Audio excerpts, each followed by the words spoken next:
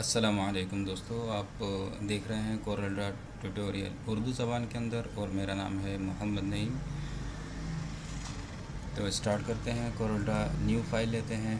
तो सबसे पहले हम यहाँ पेज का सेटअप देखेंगे कि पेज को किस तरीके से हम लेना चाह रहे हैं। पेज लैंडस्केप लेने के बाद हम यहाँ से रेक्टेंगल टूल लेंगे। आप ये देख रहे होंगे कि यहाँ F6 की है जो कि शॉर्टकट है, इसका हॉट की है। आप F6 की प्रेस करेंगे तो ये सेलेक्ट हो जाएगा और हमें वहाँ क्लिक करने की ज़रूरत नहीं पड़ेगी। तो जितने भी हम ज़्यादा काम शॉर्टकट की से करेंगे या हॉट की से करेंगे तो उतने ही ज़्यादा काम फास्ट होगा और आसान भी हो जाता है कि हम बार बार माउस और कीबोर्ड पर स्विच नहीं होंगे। तो यहाँ हम एक ऑब्जेक्ट लेने के बाद इसको हम यहाँ ड्रैग कर देंगे, ड्रैग और ड्रॉप कर देंगे। यहाँ से हम देखेंगे कि इसका साइज़ जो है एक्यूरेट साइज़ लेने के लिए, यानी बिल्कुल अपनी मर्ज़ी के मुताबिक साइज़ क्या होना चाहिए, हम यहाँ से इसको सेलेक्ट कर लेंगे और इसकी हाइट कितनी होगी वो भी हम यहाँ से बता देते हैं और इंटर की प्रेस कर देंगे। तो इस तरह से ये एक कैनवस बन जाएगा। तो हम इसको 3 कर देते हैं और 2 ले लेते हैं। तो हमें कि छोटा सा एक ऑब्जेक्ट बनाने जा रहे हैं, जैसे कि हम बैतुल्ला शरीफ की शबीह बनाएंगे। उसको देखेंगे कि उस ऑब्जेक्ट को बनाने के लिए हमें किन किन टूल्स की ज़रूरत पड़ेगी और हम किस तरह से इस्तेमाल करेंगे।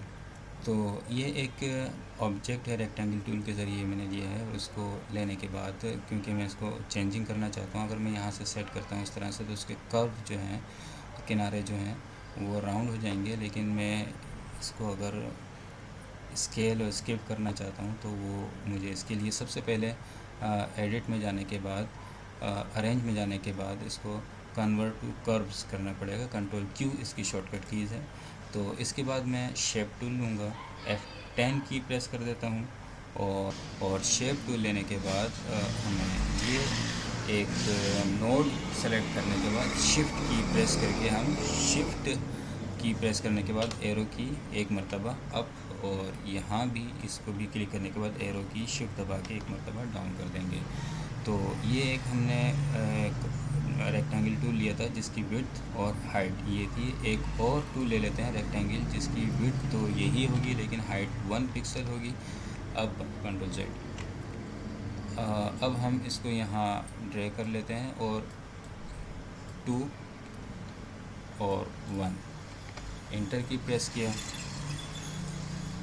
1 नहीं करते, 0.5 कर देते हैं और इसको हम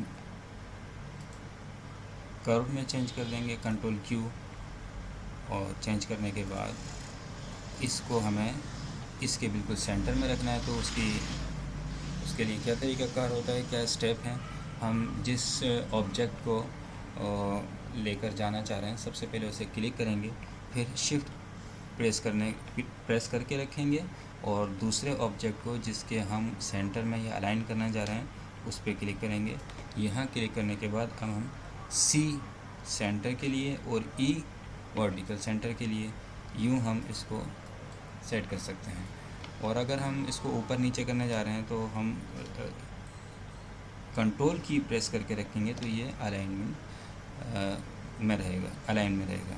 तो यहाँ हम इसको छोड़ देते हैं। इसको छोड़ने के बाद कर्व हमने इसको कर दिया है। कर्व करने के बाद हम शेप टूल लेंगे और इन दोनों नोड को सेलेक्ट करने के बाद शिफ्ट की प्रेस करके एक मरतबा एरो की ऊपर का हम दबा देंगे। तो ये हमारे पास एक ऑब्जेक्ट बन गया है। जब भी हम लोगो या कोई भी चीज़ बनाते हैं जो कि 2 साइडेड होती है, यानी जैसे कि हम मेहराब या कोई और चीज़ बनाने जा रहे हैं तो हम हमेशा यही करेंगे कि हाफ़ साइड उसका बनाएंगे, राइट या लेफ़्ट कोई भी हम बना लेंगे। इसके बाद उसको कॉपी पेस्ट करेंगे। या हम कॉपी पेस्ट करने का तरीक़ाकार क्या है, तो उसके लिए हम यहाँ विंडोज़ के अंदर आ जाते हैं, डॉकर्स में आ जाएंगे और डॉकर्स में आने के बाद हम यहाँ से लेंगे ट्रांसफॉर्मेशन। तो हम इसको कॉपी करने जा रहे हैं तो हमने कहा कि इसकी पोजीशन पे क्लिक होना चाहिए और किस जगह पर, इसके राइट साइड पर कॉपी हो और इसकी कॉपी ये ट्रांसफॉर्म हो जाए, ओनली ये डुप्लीकेट हो जाए। तो हमने कहा कि इसकी कॉपी होकर राइट साइड के ऊपर ट्रांसफार्म हो गया। हमने यहाँ क्लिक किया, अब ये ट्रांसफार्म तो हो गया, लेकिन सेम उसी क्या नाम है, उस पर है, मिरर नहीं है ये। तो हम इसको मिरर करने के लिए यहाँ से इसको मिरर बटन है हॉरिजॉन्टल और वर्टिकल, तो हम यहाँ से इसको ऊपर वाले को क्लिक करेंगे तो इस तरह से ये अगेंस्ट अपोजिट साइड हो जाएगा।